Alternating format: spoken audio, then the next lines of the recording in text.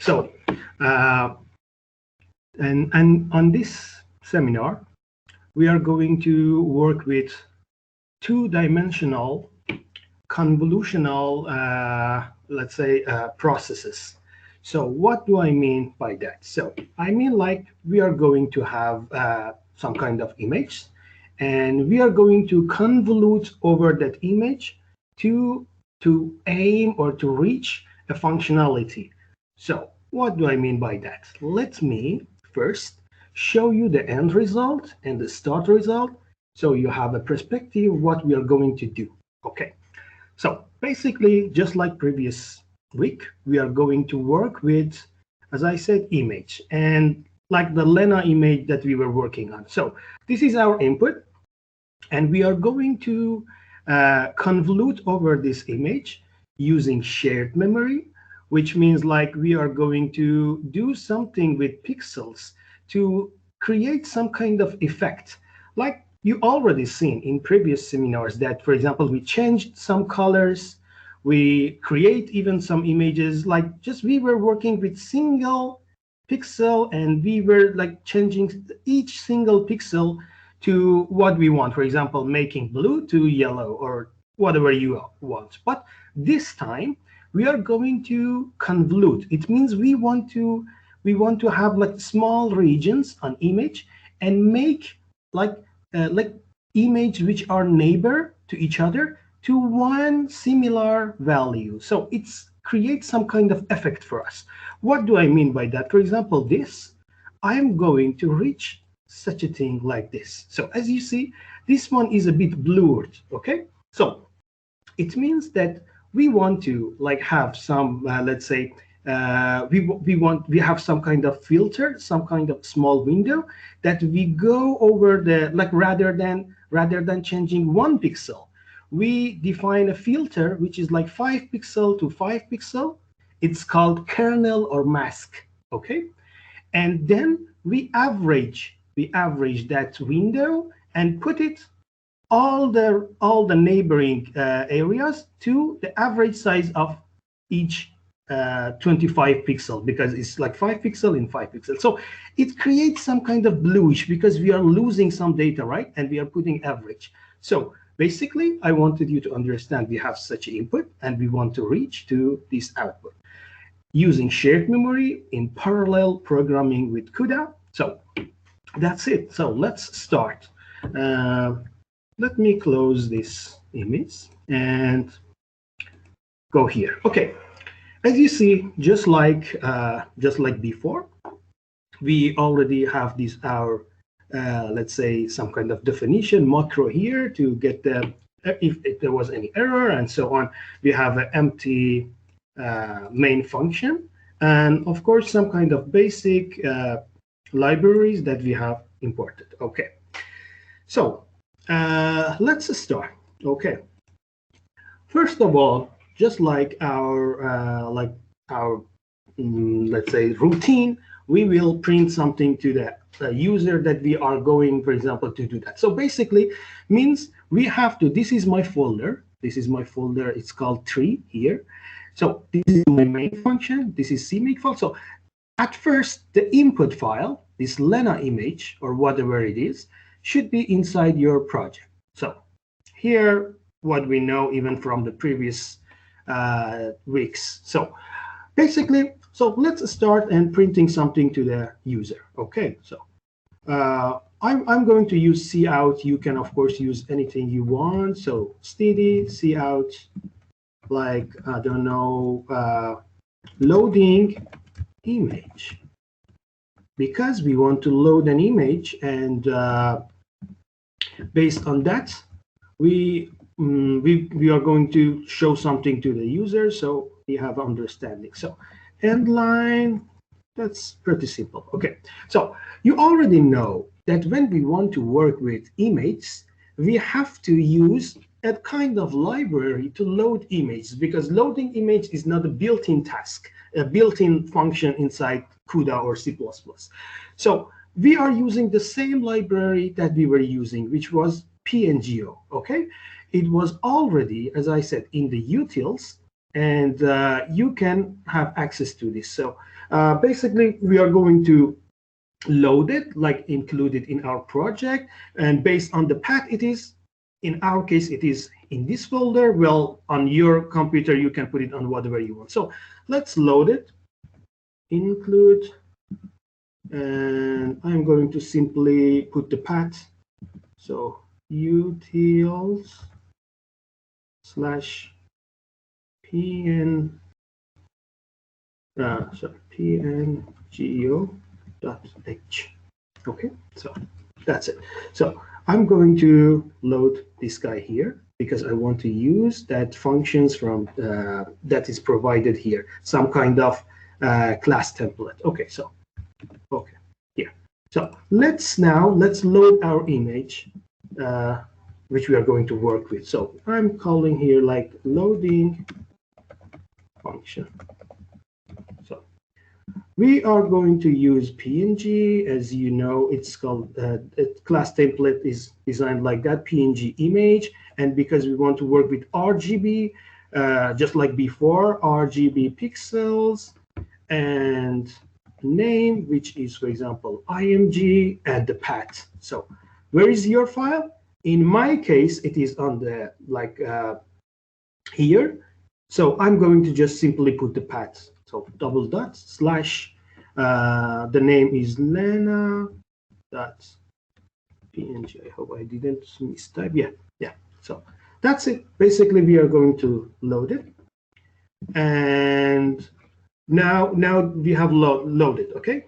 So basically, we want to get height and the width of our image. You already know, you saw it before. So it's already provided with this object. So we say like unsigned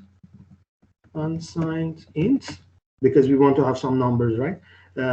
Width or whatever, it's image, because we load it here in image, and there's a function called get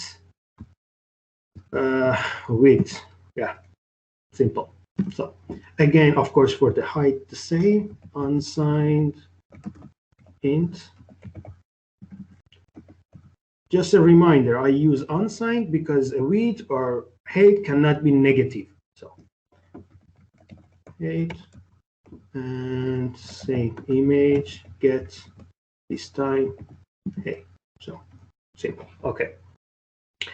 So let's now, for example, that we get the width and height of the image, let's define a size so we know how much memory we need in our host to allocate our memory. Okay, so let's say I'm calling like something like defining size to allocate memory. Okay, so basically I will say like int size.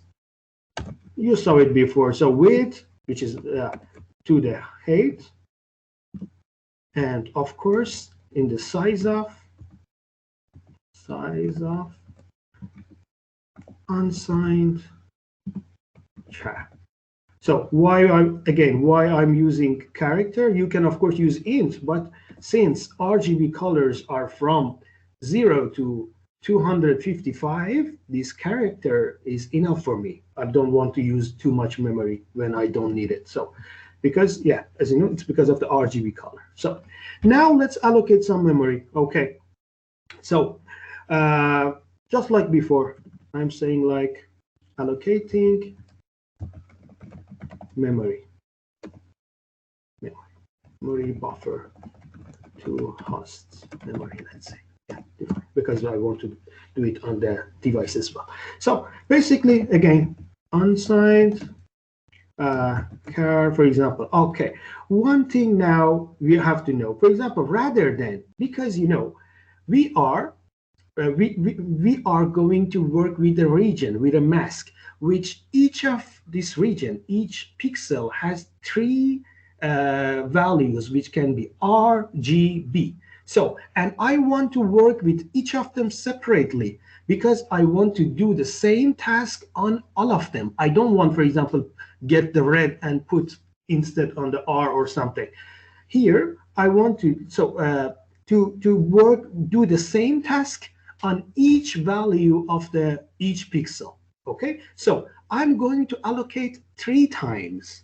Once for red, one for green, once for blue. So basically, I will create some kind of, let's say, pointer, and I call it HR. HR means like host red, right? And well, the same task again. Unsigned char and malloc, and of course how much, the size which I defined, and size of unsigned char. Okay.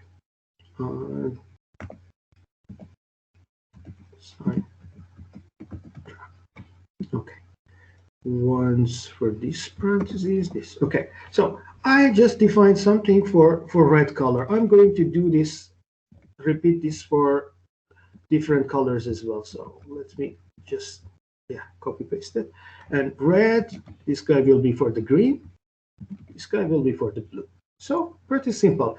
I just wanted you to know that we are going to separate color channels, which are, yeah, this is it. And you know, this is allocation for my input, right? For example, I have an image. I want to do some process on it, and I want to put this on another image, an output image. So again, because I don't want to replace a value, I don't want to replace a single, let's say, red or green inside this loading image, but I want to change all the regions. So, well, let's make it simple. I want to have an input image, do some tasks on it, and put in an outside image, right? So again, I'm going to allocate memory, but this time for the output. So allocating memory with the memory for the output. Okay, since we are going to convolute on the image, if we just put everything on the image that we are loading from, we will mess with it. So again, the same thing. So let me just then copy this part, not to take time for just typing. So I will change the name, for example, here. I'll like one thing. So let's see. Yeah, so basically this is the same, but for the output. I'm going to have my end result here. Okay. So let me, now that I allocate memory, now that I load my image, and this is my input, this is my output, let's load, like put this image inside these values which I just allocate. Okay. The same function we were using before. So let's say I'm going to converting image to raw buffer. I mean, what do I mean by that? I mean, just put this image inside each different channels. So the same function we were using, PVG and PNG to RGB3 this time, because I want, as I said, I want to dechannel it to put in different channels. So I have an image, right? And I want to put it inside 3 memory locations. So first one for the green is this guy, sorry, the input. So first one, so HR, okay, HG, and HB. So as you see, I'm loading it and put it like in blue in the blue, green in the green. It's like the respect is important. The first one will be red, second green, then blue. So I have loaded my image inside different channels. Okay, now let's do the other logic we are always doing. Allocating memory on the device. Okay, so let's say allocating memory on device. Okay, so you already know. Okay, so let's define unsigned again char, this time device, right?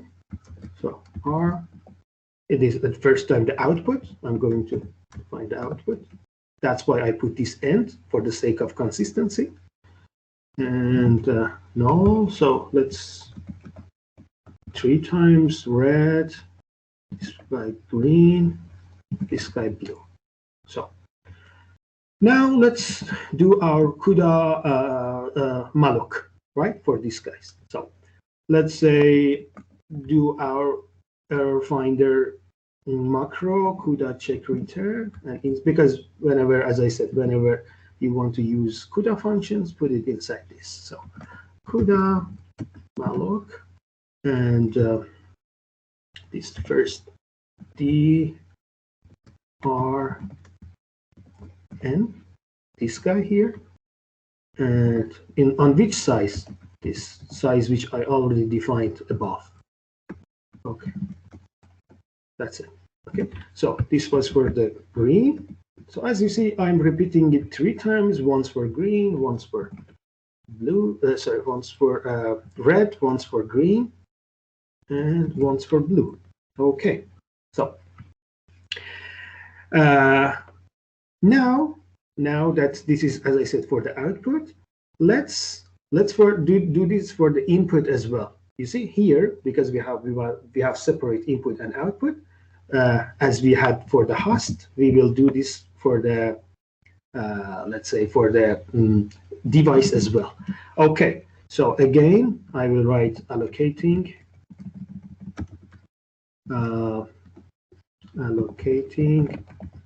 image buffer on GPU.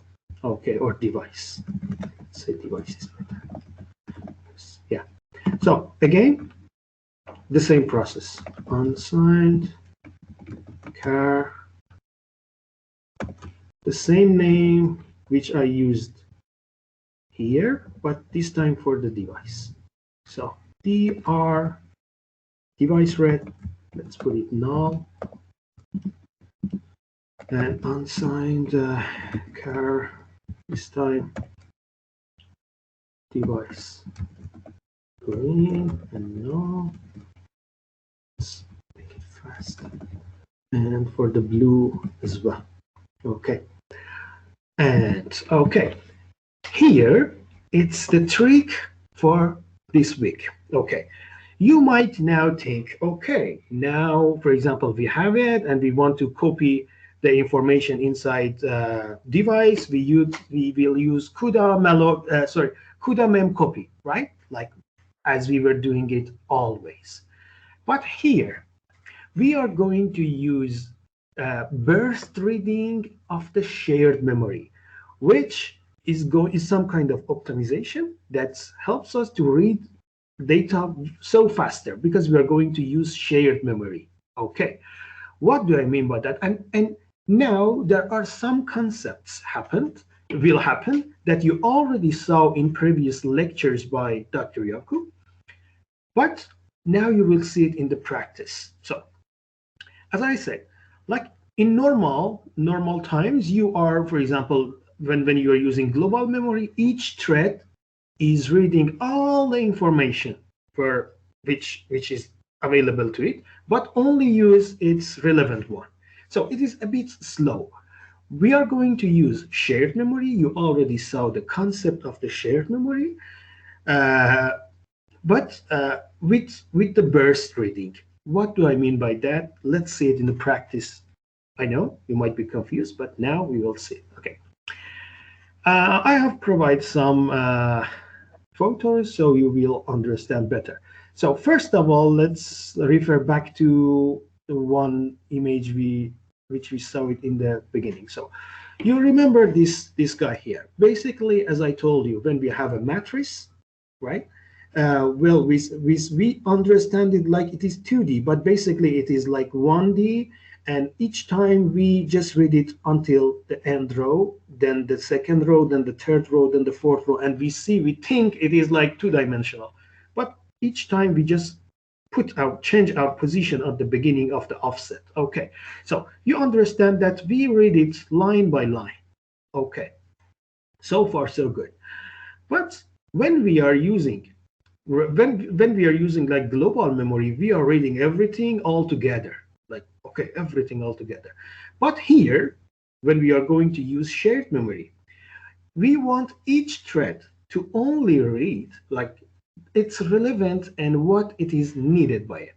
Okay, and the burst reading, which is like way more faster than using global reading. So let me show you with some photos. What do I mean by burst reading? Okay, so there is a concept here called pitch, which I'm going to explain. Okay, let's say, let's say we have a matrix which is like 3 to, I don't know, 15 or whatever. Okay, like we have a matrix here. Okay, so in and in burst reading means like every time we just read a chunk of memory, we call it burst.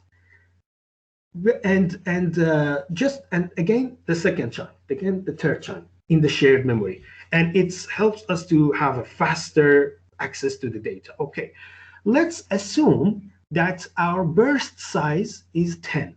Basically, technically it's usually multiply of 128, but I don't want to confuse you. Let's say it is 10. So this I put, and I already showed you, when we have a two-dimensional, basically it is some lines after each other.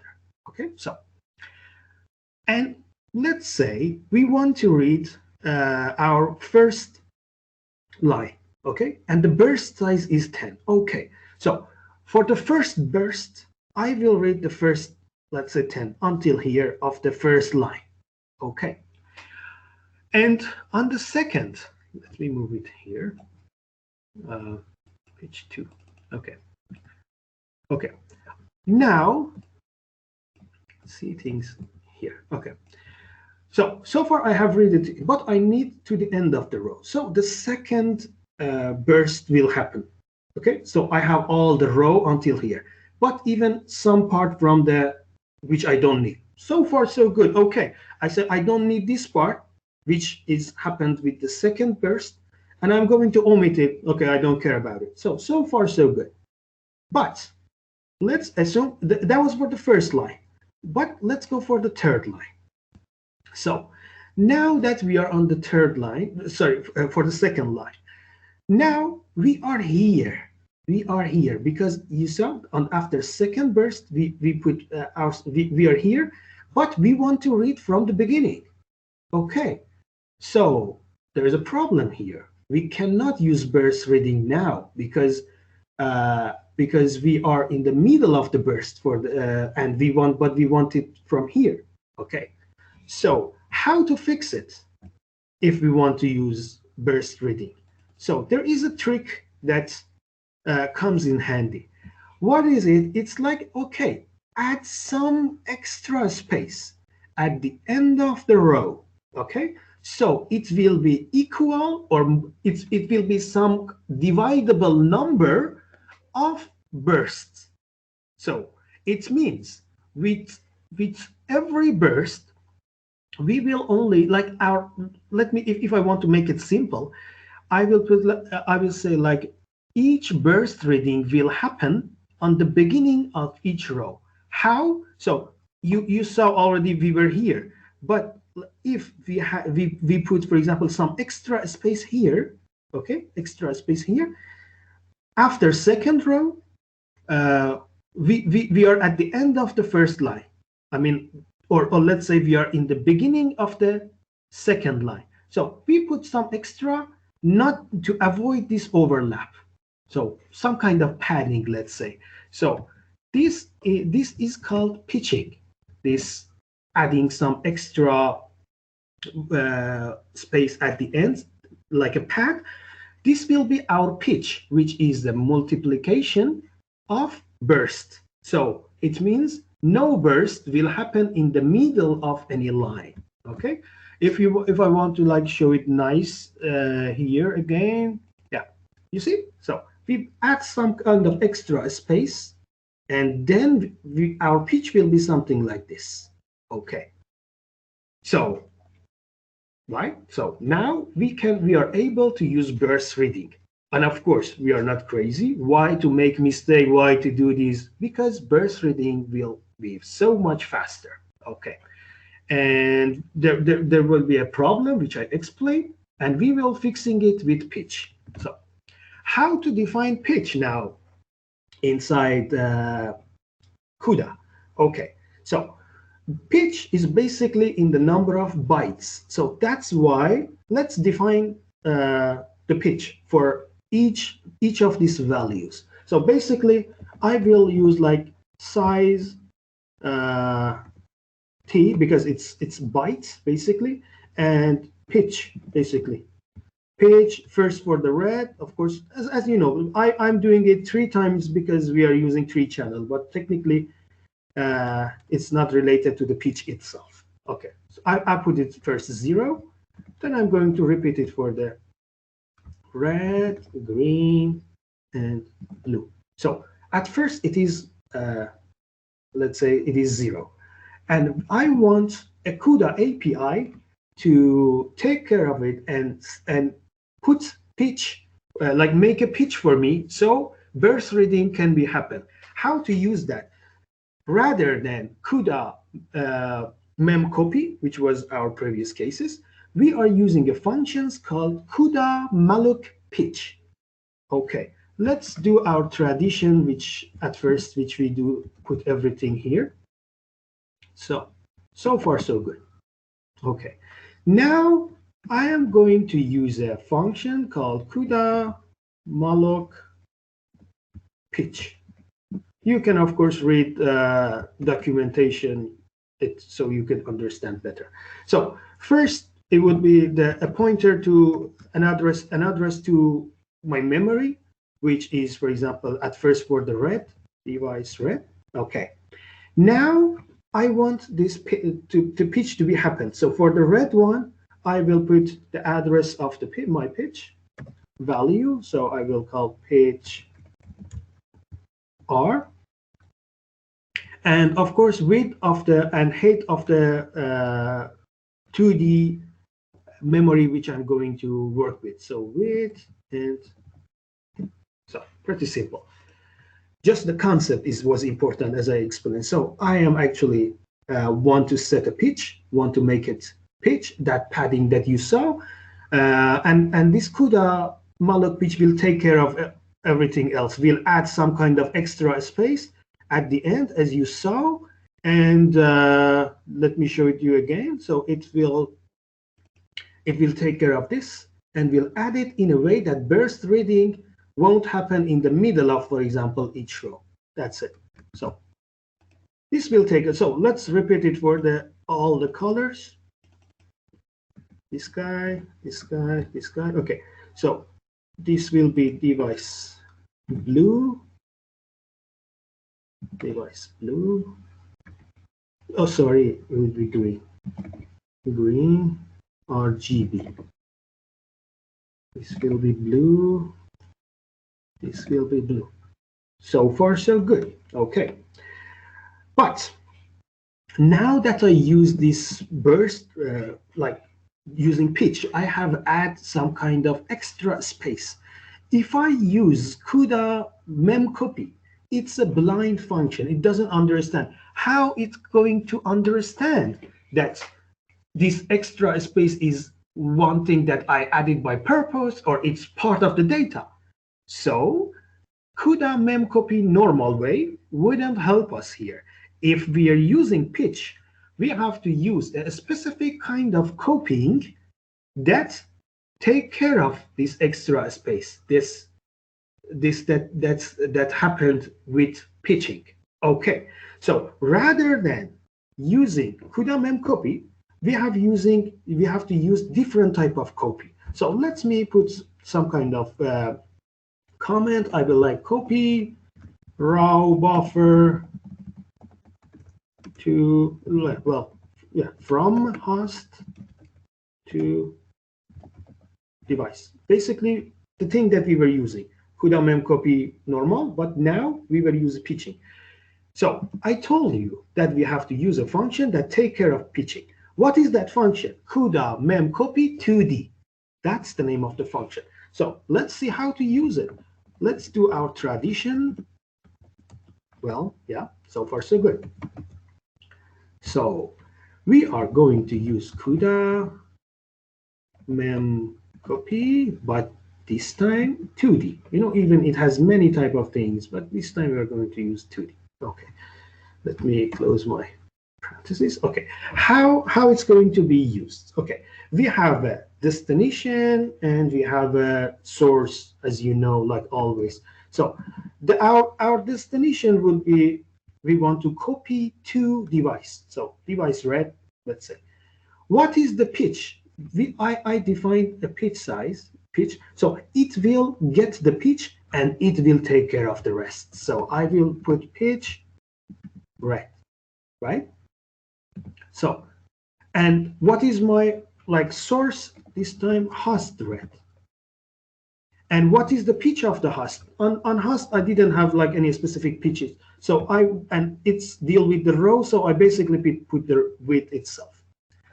And now width and height. So again, width and height, right? And direction, of course, just like before, Cuda Mem Copy, of course, host to device, yes. So let me explain it again to make it nicer. Okay. So this part you already know because we are going to copy from host to device. Width and height is, of course, obvious. So this is our destination. This is the pitch we obtained due to using Cuda malloc pitch for the destination. Our source is host red. We simply, you might get confused why we repeated 2 times. This guy is for the width and height normal way, but since here on the host our pitch will be equal to the row size, we just simply put row. This part is important.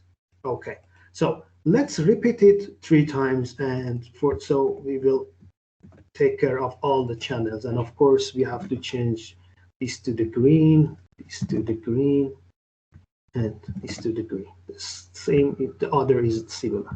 This to the blue, pitch size for the blue, and from host blue.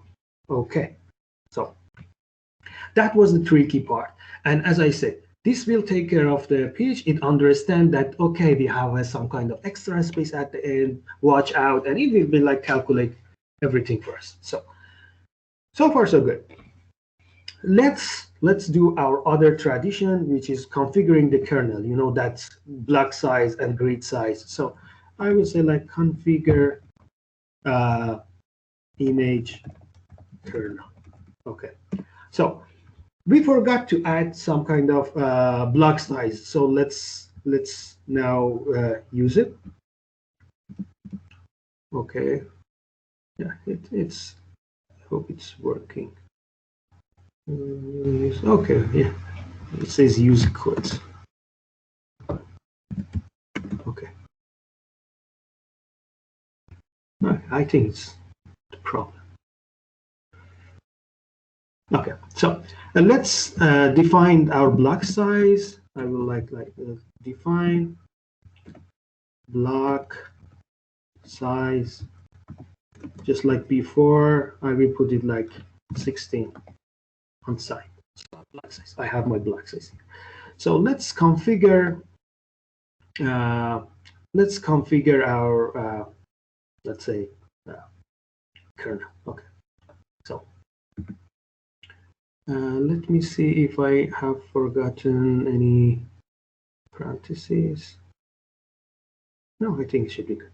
Okay, so just like before, we were using dim3 struct, dim3, and grid size. We will define grid size,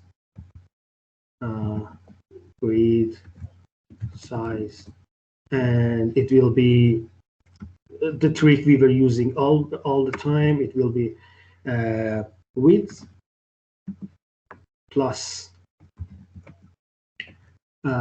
block size minus 1. Okay, well, we have to change it, but I will explain it after I put it here. Block size, and since it is two-dimensional, and I will explain why I'm going to change it later. But for now, height plus block size minus 1, and of course divided by block size. This is similar to what we were always using.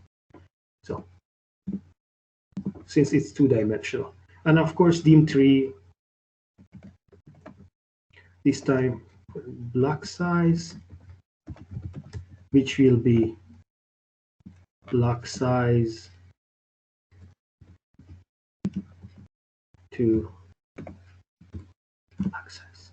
Okay. So far so good.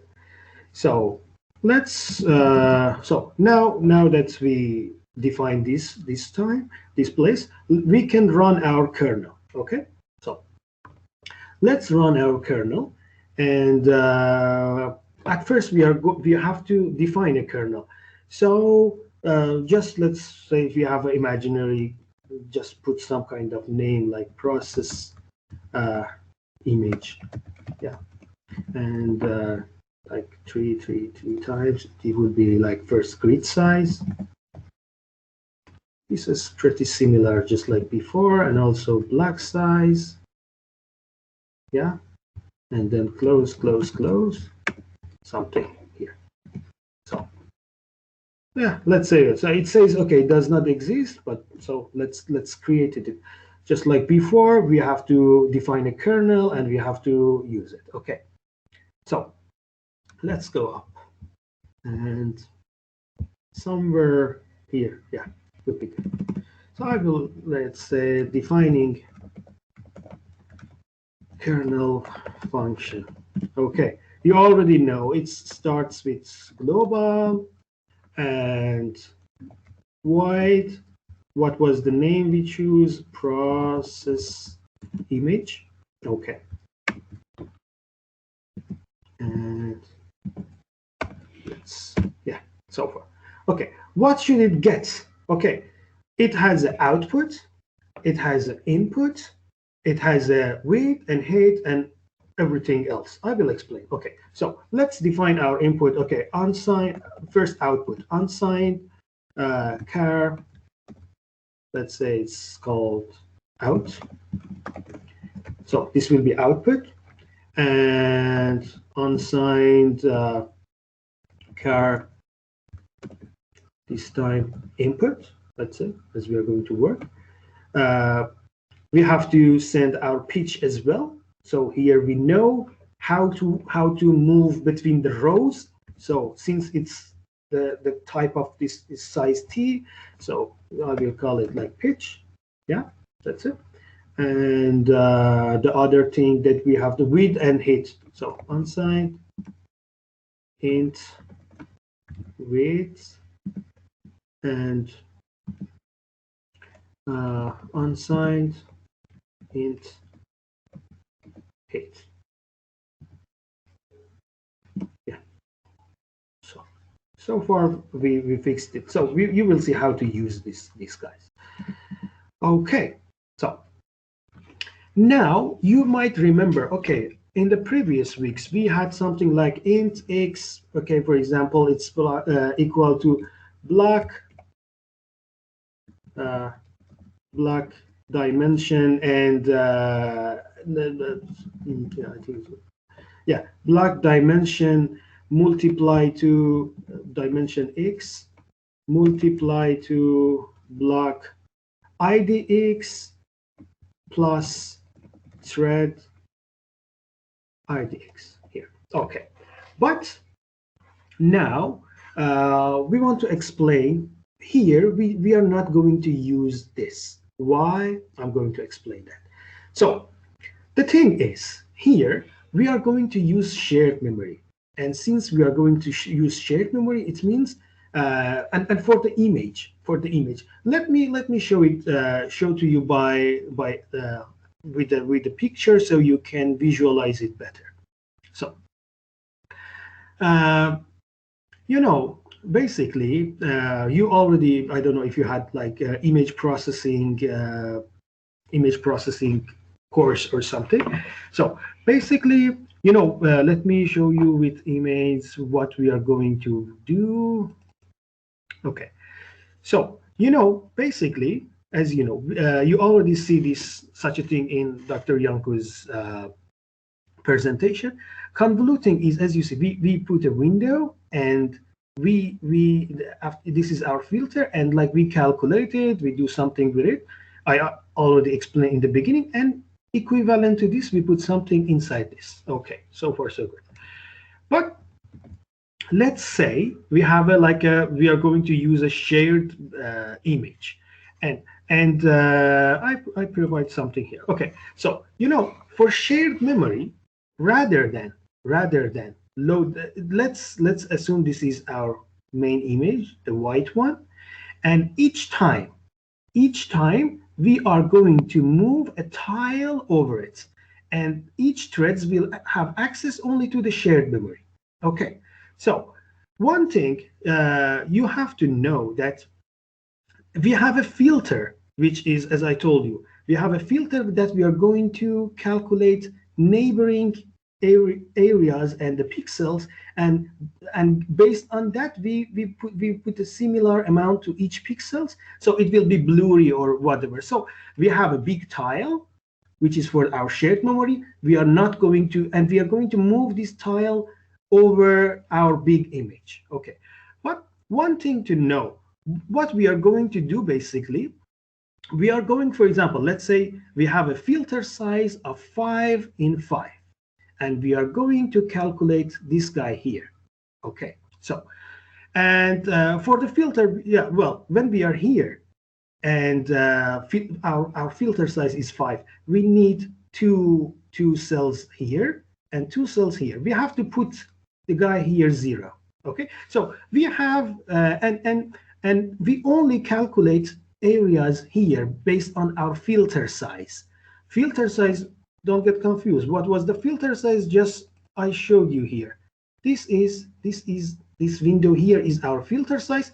The bigger tile is our shared memory. Okay, so you understand, when our filter size is 5 in 5, we don't use all the block size. So rather than only having block size, we don't use, like, when our filter size is 5, we don't use, for example, 2 pixels here and 2 pixels here. So for example, it would be, in this case, it would be 4 from each sides. Okay, so let me show you another image. As you see, for example, here, we don't, when we are moving our tile, we don't use, for example, some part here and some part here, because our filter size in this case is, for example, 5 in 5. And so our tile size should be smaller than, we can actually have it as a size of block size, but our tile size can be smaller. So each, for example, from each side 4. In this case, if we have a like 20 in 20, it will be 16, right? Because we are not going to use this guy and this guy. And of course, when we are moving our tile in the shared memory, this requires you to understand the concept of shared memory. This green one is our tile for the shared memory in the first stage. Then we move it like a blue one. You see some parts even have overlap, so we don't have to read all the so for the threads, it's not necessary to have access to the all memories on all cells which they are not going to use, because they are only going to calculate the filter size. So let's sum it and let's clear it up. It will end up in a way that sorry, I think I closed it by mistake. I think yeah. So it will all end up for us to have a tile size for our shared memory, which is smaller than block size. I, like in the previous courses, you you already you saw that we say the tile size for the share memory is it's that window that goes toward that matrix. It should be similar to the block size, but this time you don't have to have it similar to the block size, because each time we have some kind of overlap and we don't use some parts from the rest of the memory. So we just simply define something called tile size. For this is going to be used for our shared memory, and this time we are going to use it based on this formula. So let me show it to you. It would be like block size minus, as I told you, it was like half of the filter size. So let me at first define filter size as well. Well, the size of filter is something that you have to know by the image processing, but I will explain it once again. So filter size, in our case, we define it 5. Okay, so since if our filter size, let me show you again. If our filter size here is 3, but let's say for us is 5. If it's 3, just one cell will be extra, but if it's 5, 2 cells from each side. So since our filter size is 5, we are based on that, we define our tile size, which in this case will be like 2 multiply to filter size, filter, let's say size divided by 2. Basically, it's filter size divided by 2, but because we have it once from left, once from right, we multiply it to 2. So basically, it's like 16 minus this number will be, it's our is 5, divide by 2 will be 2 because it's integer. So, and 2 multiplied to 2 will be 4. 16 minus 4 will be 12, right? So our tile size will be that. Okay. So rather than having, why did I say? So dimension, which was block size, we are going to change it to tile size. That's why I wanted to explain. So I will write tile size and multiply it to tile size. In the parentheses, it would be nicest. So tile size multiply to block ID x, that's x, plus ID x, that's of course x, and this. So it will be my x, I will call it, for example, for XO, I will explain. So rather than block dimension, I put tile size, which is smaller. Okay, because I want it to be optimized and faster. So I will do the same thing for Y as well. But of course, this time, this block IDX will be Y, thread IDX will be Y. Okay, so, but one thing you have to know as well, since for when our filter is 5, let me show you image again so you have an understanding. Yeah, not this one. Let's say here. So let's say our filter size is 5 in 5, as I defined it here. Okay, it's 5 in 5. So when it's 5 in 5, you know, and I want to get average, you know, each time for each one of them, I need the 2 from the left and 2 from the right. Okay, so that's why it has a border, which is like in the number of 2. In this case, I have to simply do it because I need the 2. I need a border of 2. So basically, I need to define due to my filter size. I have to define it again. I will define this time xi, for example, and it will be -2, because as I said, because my filter size is 5, and if I want to calculate the middle one, I will have a border of 2. So I am going to like have XO -2. But let's make it universal. I will say filter size divided by 2, which will be 2. When you have 5 multiplied by 2, in C, when it's integer division, it will be 2. Okay.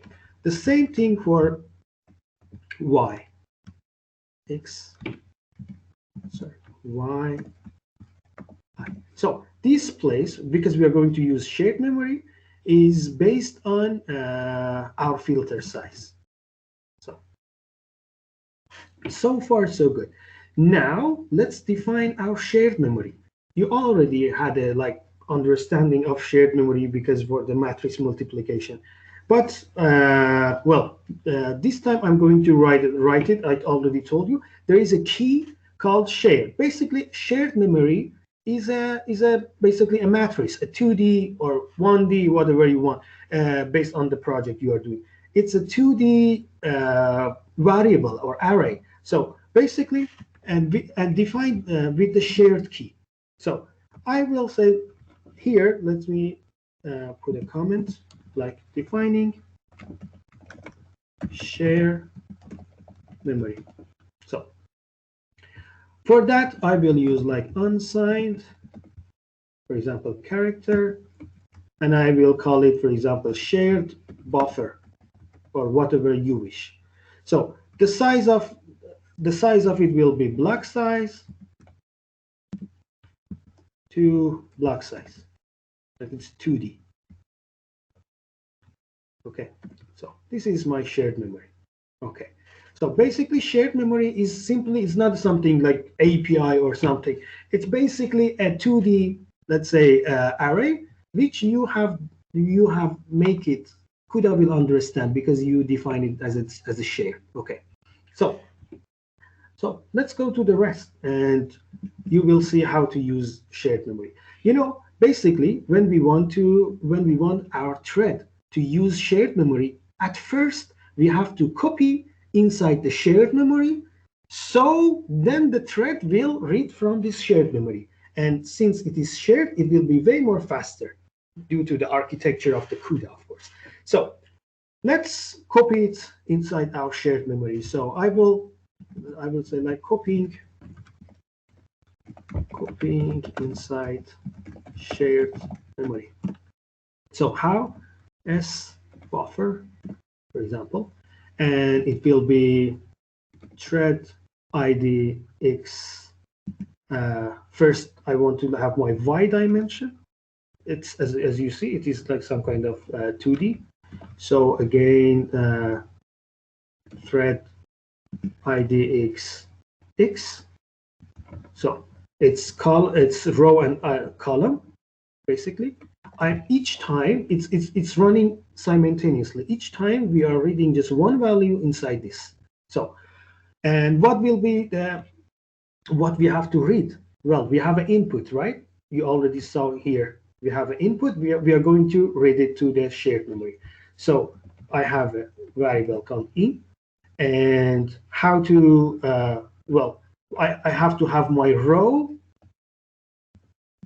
y I multiply it to the pitch. Sorry, pitch, and plus x I plus x. So I will explain. You already know this structure from. Let me find it. Yeah, you see, as you know, when we want to read it, we have to have the length of the row, which in our case is pitch, and we have to multiply it each time to be able to jump, and then plus the column. Okay, it's exactly what I'm doing here. This is my row, which is y-axis. This is the size of it, which due to use pitching, I have to use pitch, and then it defines column. So basically, let's make it simple. We are reading from it. Okay. Let me again show you when we are inside image. Well, we are reading it. But what if we were out of the image? We have to put 0, some kind of, let's say, some kind of padding. So I will put it inside the if. I will say if I was inside the picture, read it. If I was outside the picture, just put it 0. So if x underline I was bigger than 0, and of course, well, and of course, smaller x underline what I was smaller than width, so it means I'm inside the image, right? And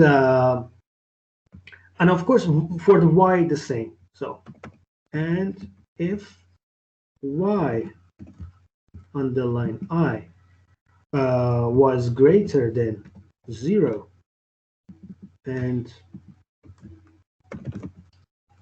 y underline I was smaller, so yeah, smaller than 8, of course, this time. So, and puts all of them inside the big parenthesis. Okay, so basically I'm saying if x was greater than 0 and smaller than width, and y was greater than 0 and smaller than height. So I want to say if I am inside an image, like here. If I'm inside the image, if I'm outside the image, put it 0. Okay, let's define it as well. And I will say else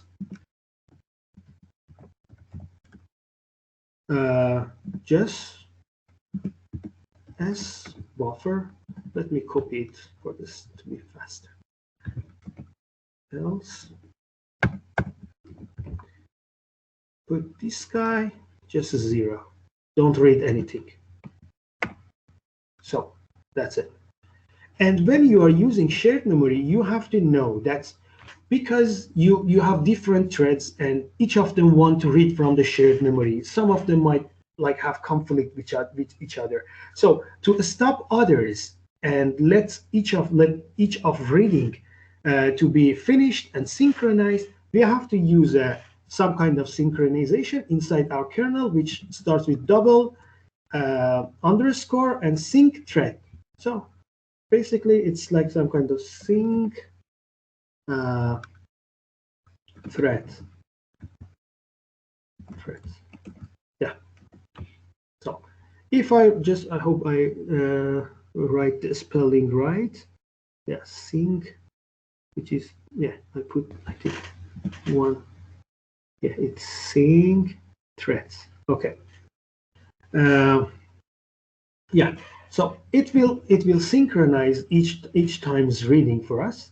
And now that we have read it and it is inside the shared memory, we will go into our filter size, to our filter, and we are trying to make an average for the pixels in that neighbor, which is 5 in 5, right? So let's do this as well. Again, let's define our boundary. I will say like if thread idx, yeah, that x is smaller than tile size, and thread idx that y is smaller than tile size. I mean, I'm going to only to be access to my tile and shared memory. Okay. What to do now? Okay, now we are going through the matrix. So we simply we are going to have a nested loop, like two loops, to go on each row and column of our filter. Again, let me show you again our kernel so you have an understanding. So you see, we are doing this basically, and we are going to have some kind of, we are going through this window and we are going to calculate the average and to make it blur. Okay, so let's read and make an average. So for, let's say, int row equal to 0, to row is smaller than filter size. See, I'm going to only work on my filter. Of course, you can, for example, change your filter size and so on. Usually it is some kind of, let's say, odd number. It's like 3, 5, 7, 9, like that. Okay. And another for my column. So I will like int C. Pretty simple. This is like just a nested loop, but this time C is smaller than filter size. Filter size, this time plus C. Okay. Now what to do? For blurring things, I simply have to just like have an average of my filter size. So it means I have to do a summation of all and then multiply to the size of my filter. Okay, so let's do the summation. I define a sum and yeah, sum, and I will, I think I have to, let's say, define a sum to 0 let me here. Yeah, because we are going to use sum, then I will sum int sum 0. Okay. Now let's, so we have to basically we have to add all the neighboring filter size values, which will be spuffer and of course thread idx that y plus row, and here thread idx that x plus column. So I am basically going through the filter size. Let me again show you. I'm going through this filter size and add all the cells here. Okay, like do the summation of all of them. Okay, so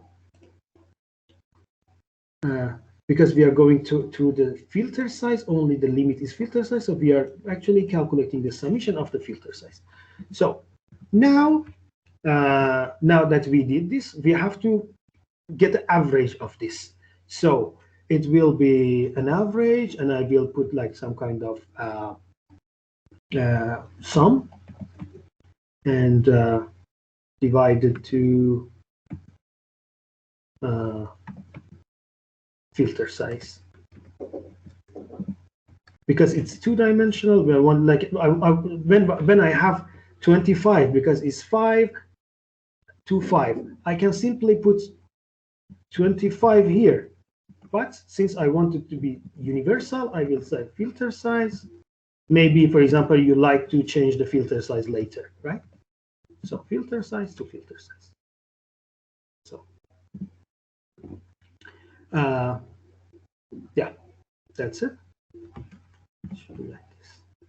And okay, now that I have calculated the summation, I have to put it inside the output. Well, now again, I will put a boundary. I will say if this time x output, xo was smaller than width, and yo was smaller than height. So this is putting the output part. Then out which row yo multiply to width and plus x. The same logic which we did here, but this time for putting output. So it's getting the row each time, row, then plus column. Okay. Then I put this sum which I just create here. That's it. So, and now, yeah, our for loop, this if part will be finished, and our kernel is finished. Okay, so far so good. I have made my, let's say, kernel. But I told you when I was here, I told you here I will going back to change. So I explained why. So I don't want to repeat, but here I want to change this block size because I don't need it. I only need tile size. So here I'm going to use only my tile size for sake of like more better speed, let's say. So because yeah, I don't need the rest. So block size, I'm going to use tile size, so it will be optimized. For the height, the same. So, tile size, tile size. So it's just some kind of optimization. So now let's running our kernel. We defined it, so we have to put our data here. So the output, what would be the output? Device for the red, DRN. This is our output on device for the red color. And what was the input? Device red. What was the pitch size for red? Pitch R. And of course width and height. So width and height. So let's repeat it 3 times. And I'm going to just change this R to green, and this will be device green. This will be pitch green. Device blue. Device blue and pitch blue. Okay. And of course, this, for example, Cuda synchronization, which we always do. Cuda, let's say, check return. And Cuda device synchronization, synchronize, yeah. And close it. So just like before, let's do that to calculate the time as well. So I think I have to go up, and you remember we wanted, like in the previous week, we were like calculating the time of our let's say our how much it takes for us to run the code. So simply we will use OMP, which we were using before. So it will be like include and omp.h. If you forget it, just refer to the previous week. So it will be some kind of library that will help us to calculate the time. So just sorry, moments fix it. It will be here. So okay, now let's use it. Pretty simple. So we will use double, just like before. We will define a start time, and then we are going to subtract it from the end time, and it will be OMP get wait time. Okay, so equal the start, and let's put something for the end.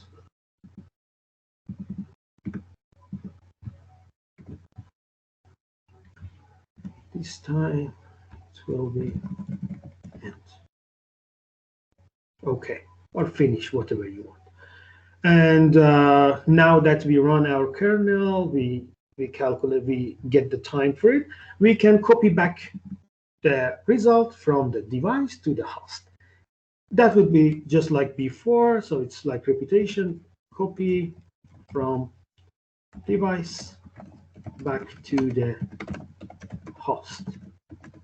So Cuda check return and it will be again. This is the output matrix, so we don't need CUDA 2D kind of things. So we only say like Cuda Mem, capital M, Mem Copy, and just like before. So our destination will be host red, red and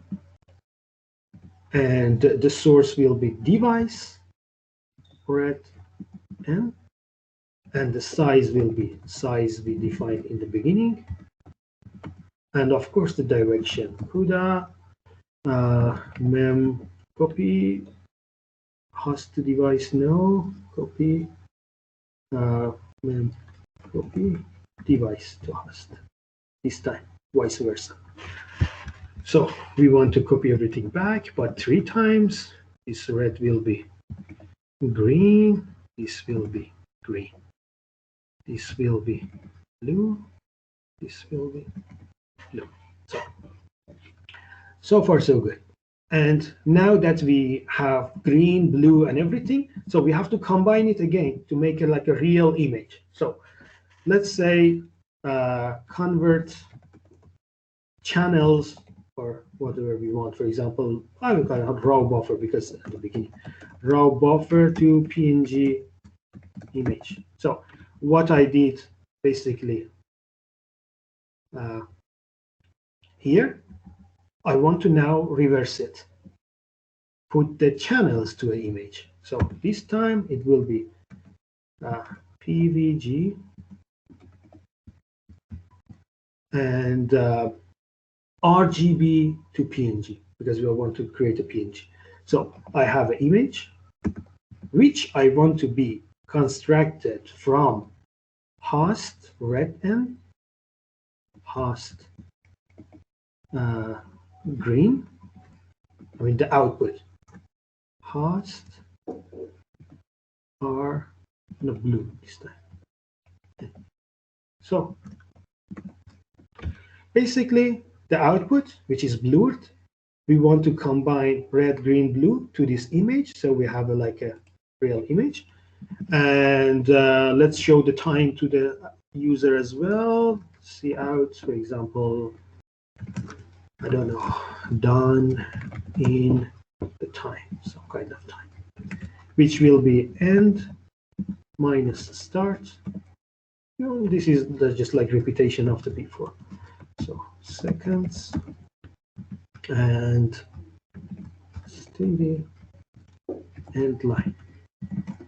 So that's it.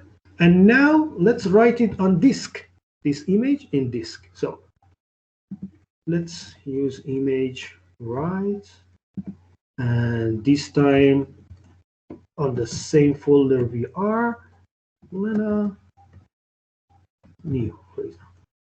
And of course it should be PNG. Don't mistake with JPEG because it cannot support it. So we copy and we create our image, the output image, and now let's like free everything. So these parts you already know. Cuda free, Cuda free. This time device red and device red N. So let's, I'm going to free input and output both, so that's why. For the device green as well, free. For the device blue as well. Okay, and of course do the same thing for the host as well. So free host red, free host red N. It's repetitive. So I will go here and I will go here, change it to the green, change it to the green, change it to the blue, change it to the blue. So basically it should be it. So let's say once again, let's repeat, we load our image, we get width and height, we define the size, we define the input on host, we define the output on host, we dechannel our image to the blue, green, and red. Then we allocate output on the CUDA device. Then we wanted to use pitch because we wanted to use burst reading. I explained why. For that reason, we have to use CUDA malloc pitch. And when we use pitching, we have to use CUDA memory 2D because it supports pitching. CUDA Mem Copy doesn't. And then we defined our grid size and block size. Then we run it 3 times because once for the green, once for the blue, once for the green, once for the blue, and once for the red, RGB. And then we synchronize it. This part is not important. You say like just get the wait time and then copy back the results and convert it to the image and write the image. Once again, if we see our kernel, this is our kernel. I explained why the tile size is, we use tile size which is smaller rather than block size because we have a border, I told you, and we are just going to calculate the filter size, so we don't need it to make it bigger than it's needed. So that was a fast repeat. And you already know that for the PNG, you have to put it here. And our CMake file, which will be just like before, I already explained it, that you have to have PNG required, you have to have OpenMP required because we are using it. We have to set a flag because we are using OpenMG. You can use even different flags for the NVIDIA compiler to be faster or so, but we don't need it for now. Then we link this PNG to our source file. I already explained these things, but just to repeat, that's why I don't go deep. And then we link libraries, PNG libraries to the class. Okay. Let's see and hope we didn't make big mistake, and we will see if it works or no. So let's create a directory, make directory, I call it build, and cd build, and cmake double dot. So cmake works good, and let's do make. So it's ran successfully. So we have our input here, and let's run our code. This class. So it says done in, and as you see, this Lena new is happened here. So let's download and see what it does it look like. Download. I don't like this TIA. Sometimes it just, for no reason, doesn't download. Let me refresh it.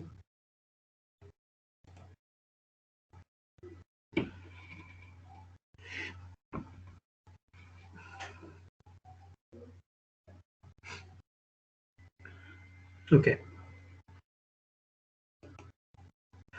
Download it, yeah. So it's just here, right?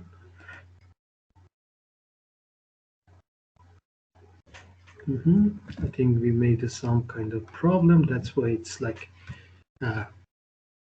black. Let's see.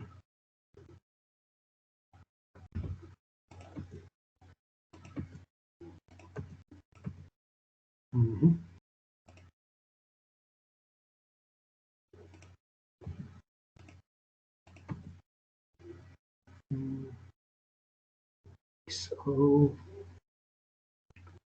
just give me a second, sorry. So this part is, let's go from the above.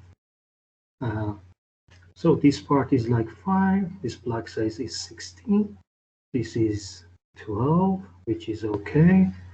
Then go to our kernel, and it's like unsigned character out, unsigned character. Well, I will change it to const because I don't want to change when you in C++ when you put like const for the variable. It's I just want to just change. It's probably that's not the problem. I'll just explain it. I put it const because I don't want to change anything inside input, only inside output. When you set it on const, it wouldn't change anything inside input.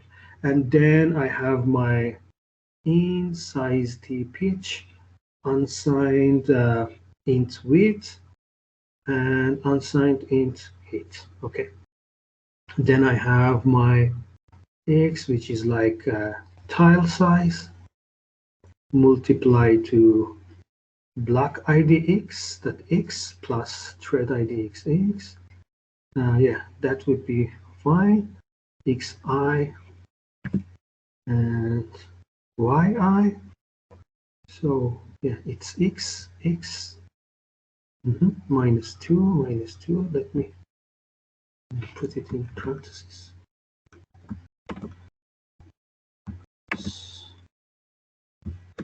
So and the sum is, let's say, 0, which is as it should be.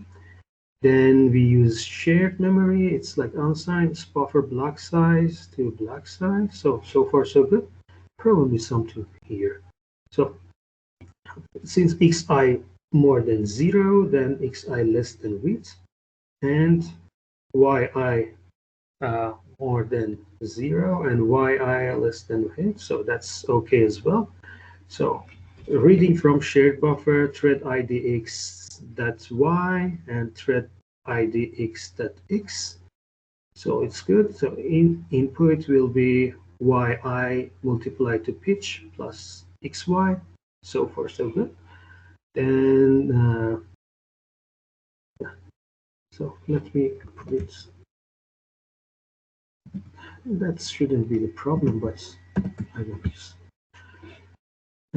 here, and then sync threads. If I do the spelling, sync threads, yeah, that's fine. Okay, now still the calculation might be here. So thread idx.x is smaller than tile size, which is okay. Thread idx y is smaller than tile size, which is okay. Let me see if I write the parentheses. Okay, so we go through the filter size.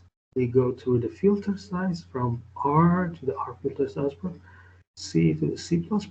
So the summation sum will be equal to, I got it. What was the problem? You see, I have to use sum plus this guy because it will only get the last value. So yeah, that was a rookie mistake. Sorry. So simply I will do it like this. I think you understand what happened. We just each time it was just overwriting. So let's wish that it was the only problem. So let's make it again. Let me delete this Lena. And let's, sometimes you see this debugging and sometimes you make silly mistakes. See, now it's bluish and it works. Okay, so the problem solved. And you see, we basically go through, it picks each 5 pixel in 5 pixel, and we do a summation. Let me here so you can understand. We go through the summation like this filter size, which is 5 to 5. We add all the cells, and then we multiply to the number of the filter, size of the filter. In our case, it is 25 because 5 to 5, and the average will be placed. So it's like some kind of blurring the image out. So far so good. But I want you to understand something. It's part of image processing, but I would like to say it. So it's like understanding kernel in image processing. Don't make mistake of this with kernel of our function. You know, in image processing, we can have different type of filters. You know, when in on your, I don't know, on your let's say Instagram, on any image editor that you are using, uh, you can, based on different filters or different, let's say, mask, or here as it says, based on different kernel you are using, if you apply it here, we just basically do a summation of the window, which was 5 in 5. And if you apply it on image, it will change. So you see, here in our case, we didn't, we were just simply, we were just blurring the image. We didn't change the scale of the pixels. We only were summing all the rows and dividing it to the number of this. For example, here, if your filter size is 3 on 3, ours was 5 in 5, right? That was, it was 25. But 3 in 3, it's 9, right? So we were basically doing nothing. Keep everything 1, 1, 1, 1, 1. Means, and we were having a box blur. But if before we were just simply just adding, we were just doing a summation and getting an average based on the size of the filter. But if, when you are going with window, see, when you are going to window, you see, this is what we were doing, but we were just averaging. But if your mask or kernel is weighted, you see, -1, -2, and each time you multiply it to the correspond cell, it will give you different results. It means that if before getting an average, you multiply correspond cell once to the 1, once multiplied to 2, for the third one multiplied to 1. So these are predefined masks, okay? And then divide it to the equivalent, like using different masks. These are predefined and can be used. If you use it, and here your image, your kernel is 3 on 3. For us, it was 5 to 5. You will have different output. So basically, when on your mobile, on your Photoshop, you, for example, you have some kind of edge detection. Basically, this has some kind of weighted kernel that at first, here in this stage, let me show you. In this stage, rather than just do a summation, at first it's multiplied to the correspond value of the filter, then do the summation. It will have different effects. It can be edge detection. If you use, for example, this matrix, it will sharp your image. If you use, for example, if you want to use Gaussian blue, let's it's like us, 5 or 5. If you use this matrix and then you multiply it, rather than average, you multiply it to the 256, you will have such a result. If you want unsharp masking, so these are predefined, and this was image processing. Why did I say it? Because your task will be on Moodle, will be the similar thing, just like what I did here for the summation, but you have an extra step. What is that extra step? Is that you should have apply some kind of weighted mask.